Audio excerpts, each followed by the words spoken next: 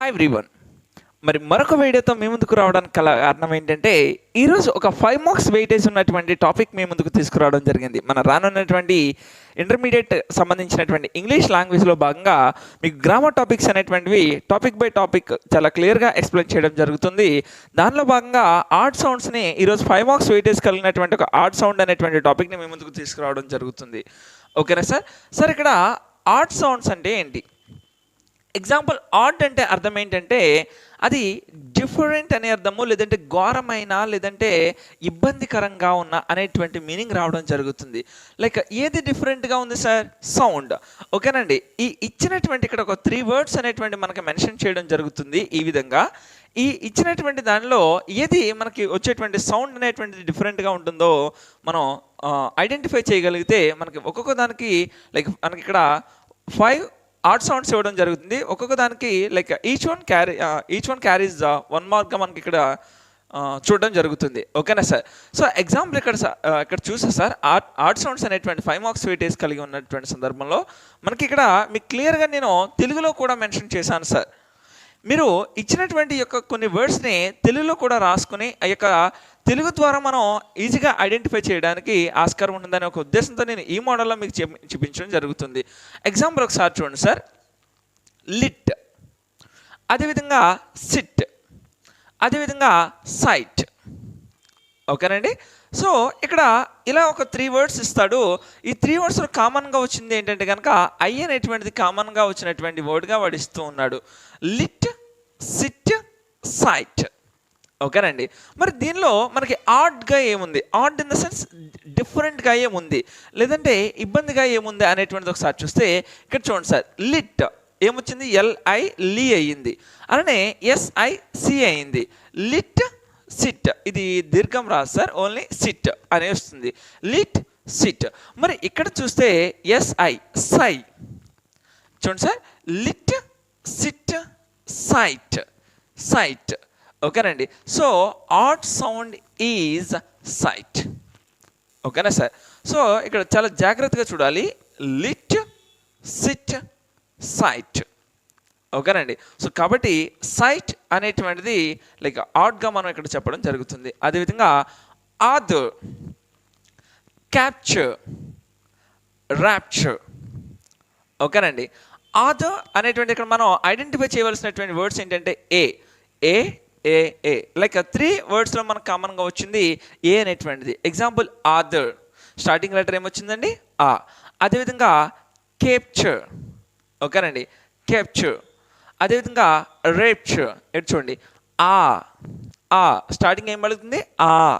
కానీ ఇక్కడ చూడండి కే ఏ కే కేప్చర్ కే ఏ సౌండ్ పలుకుతుంది. అదేవిధంగా ఇక్కడ రే ఏ రే rapture.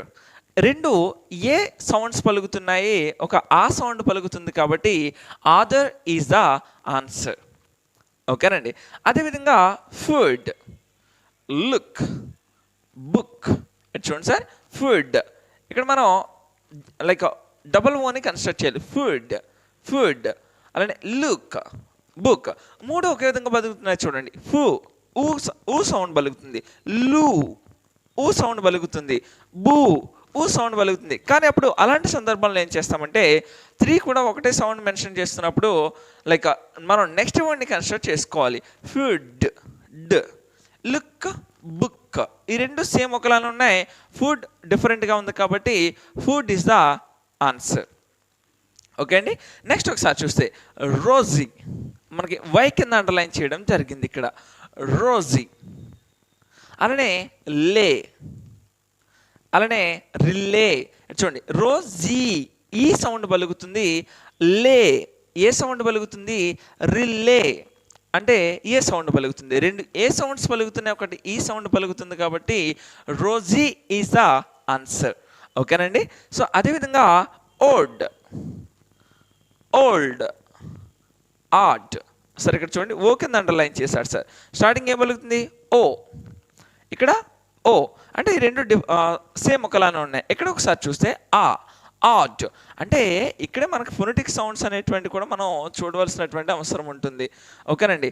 Vote, odd, sorry ode, old, add.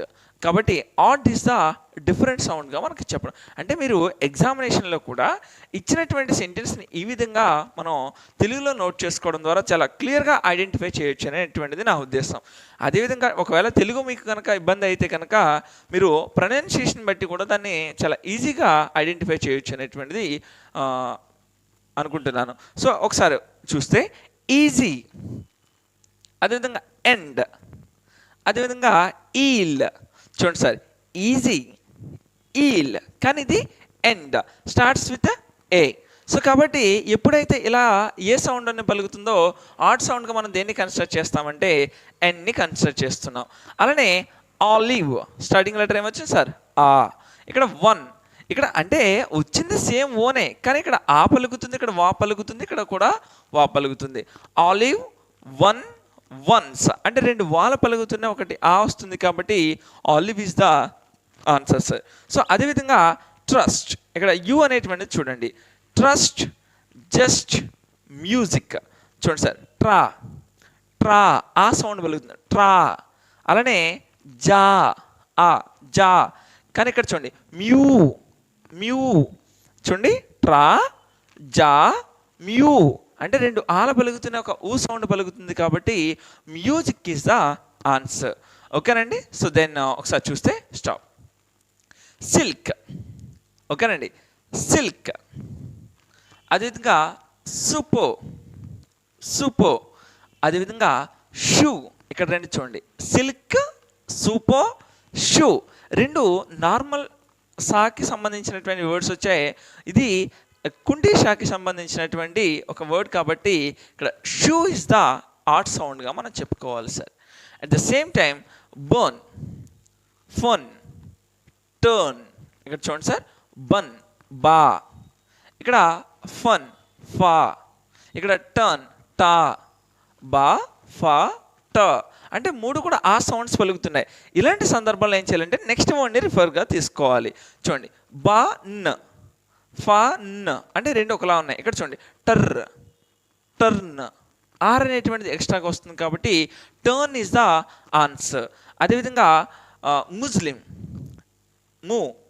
అలానే మ్యూ, మ్యూట్.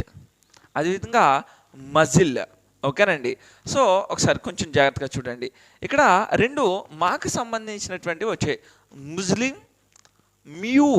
ఇక్కడ ముస్లిం, మ్యూట్, మజిల్. ఓకేనా సార్?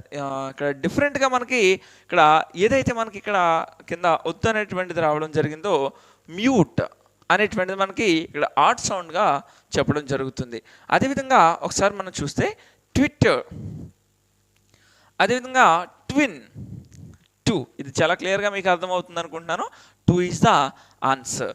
అదేవిధంగా డెస్ట్రాయ్, జూమ్ అవుట్ చేయనా, జూమ్ కొంచెం తగ్గించు. Destroy, destroy, dowry, honey. ఓకేనండి. సో ఒకసారి చూస్తే డెస్ట్రాయ్, ఐ వస్తుంది, డౌరీ, ఈ వస్తుంది, హనీ, ఈ వస్తుంది. ఎండింగ్ వర్డ్ చూడండి, while. Destroy, I, dowry, honey, రెండు ఈ సౌండ్స్ వస్తున్నాయి, ఒక ఐ సౌండ్ వస్తుంది, కాబట్టి destroy is the answer. Then crop, అలానే క్లోన్, అదేవిధంగా క్రోప్.